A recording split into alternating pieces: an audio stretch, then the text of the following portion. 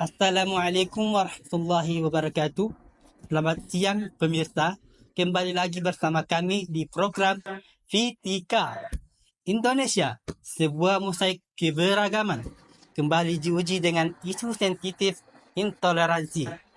Sayangnya, di tengah kekayaan budaya dan agama yang kita miliki, insiden intoleransi masih saja mencuat, menciptakan keretakan dalam harmoni bangsa. Salah satu kasus yang baru-baru ini menyita perhatian publik adalah pembubaran paksa ibadah doa Rosario di Tangerang Selatan pada Mei 2024.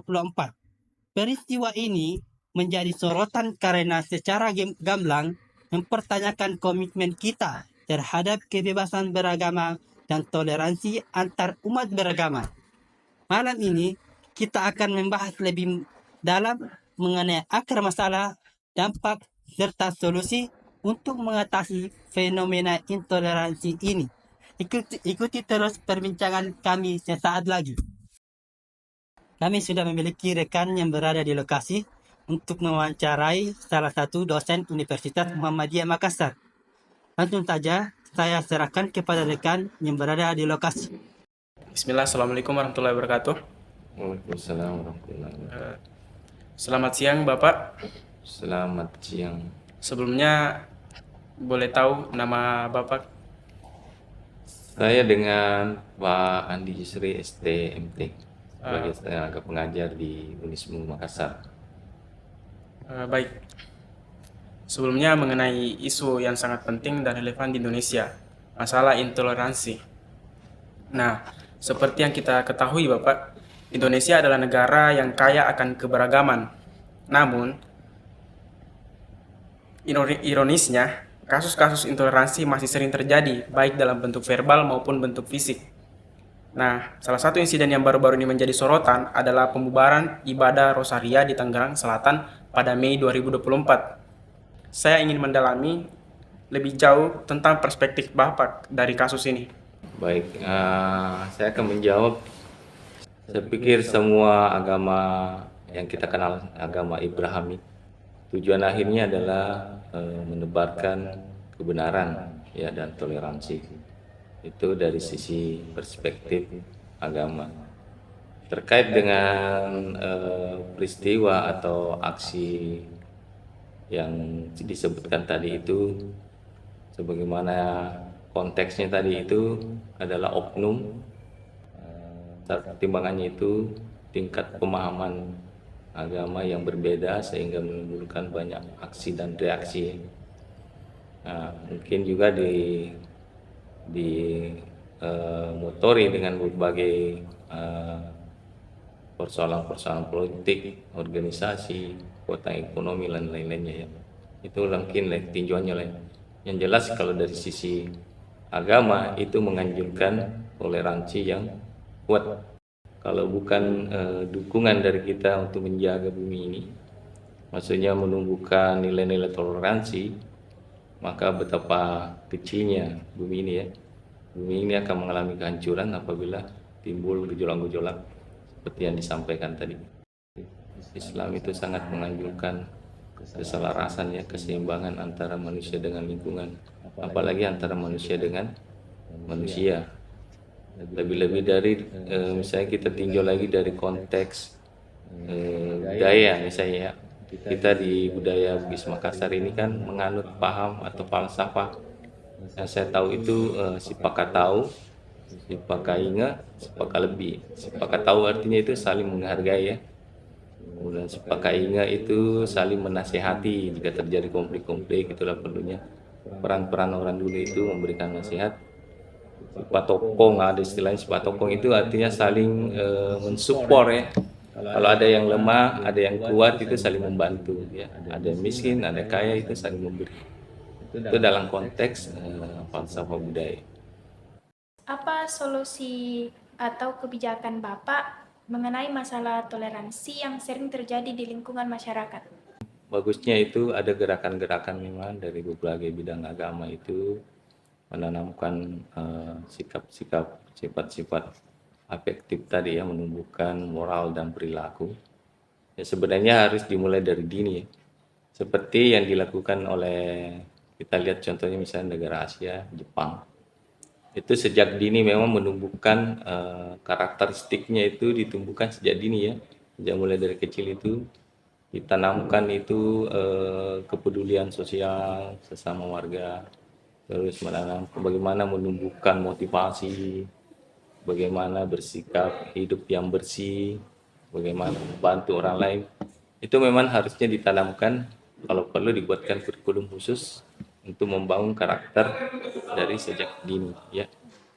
Misalnya kalau kita lihat di daerah Flores itu di timur itu ada namanya persaudaraan, namanya brotherhood ya.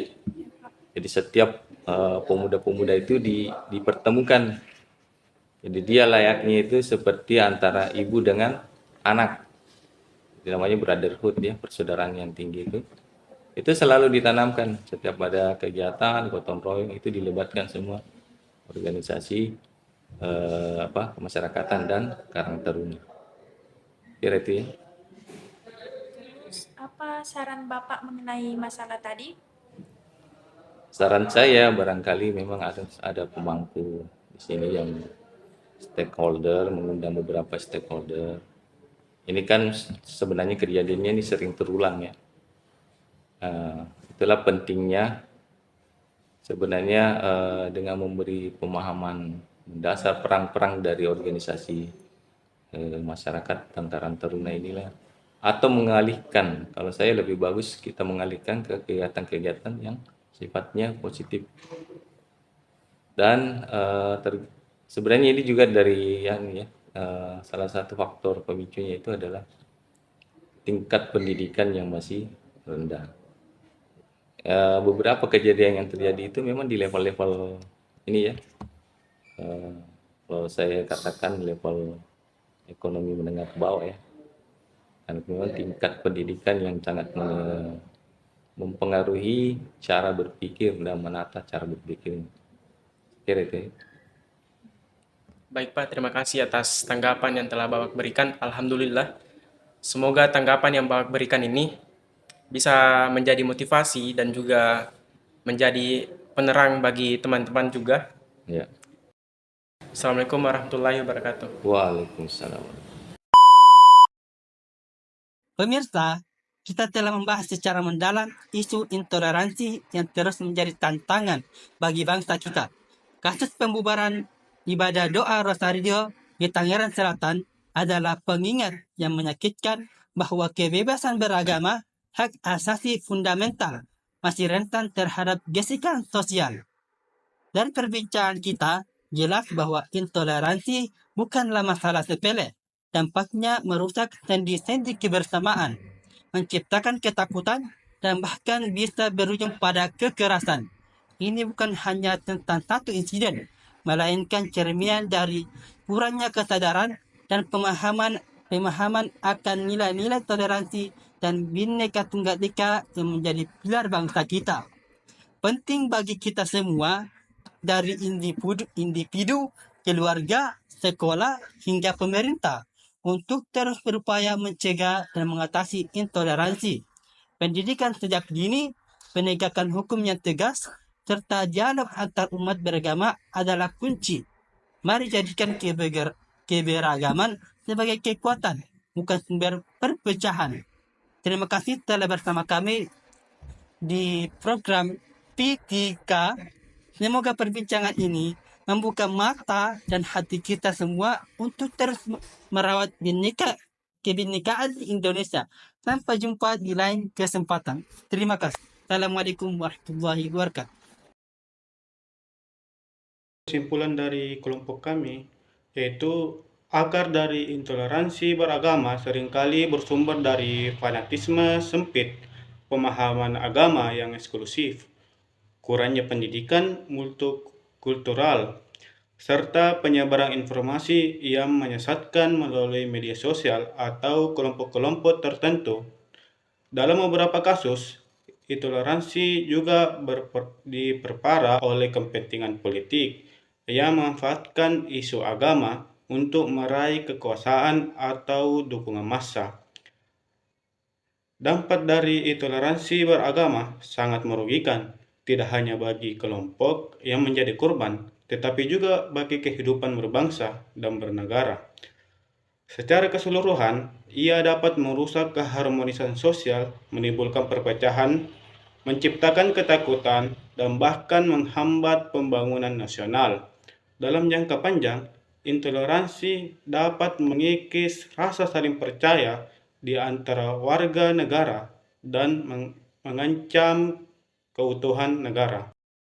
Oleh karena itu, upaya untuk mengatasi toleransi beragama harus dilakukan secara menyeluruh dan berkelanjutan.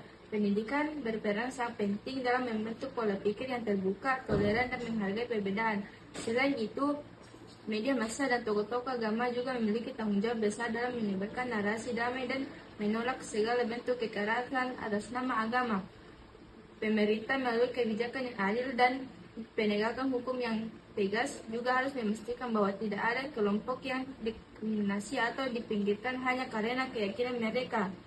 Kesimpulannya, intoleransi beragama adalah ancaman nyata terhadap perdamaian dan persatuan bangsa. Dalam masyarakat yang plural dan beragam, toleransi bukan sekedar pilihan, melainkan sebuah keharusan. Hanya dengan menghormati perbedaan dan memperkuat semangat kebersamaan, kita dapat membangun masyarakat yang damai, adil, dan inklusif bagi semua pemeluk agama dan kepercayaan. Itulah kesimpulan yang saya ambil. Sekian. Assalamualaikum warahmatullahi wabarakatuh.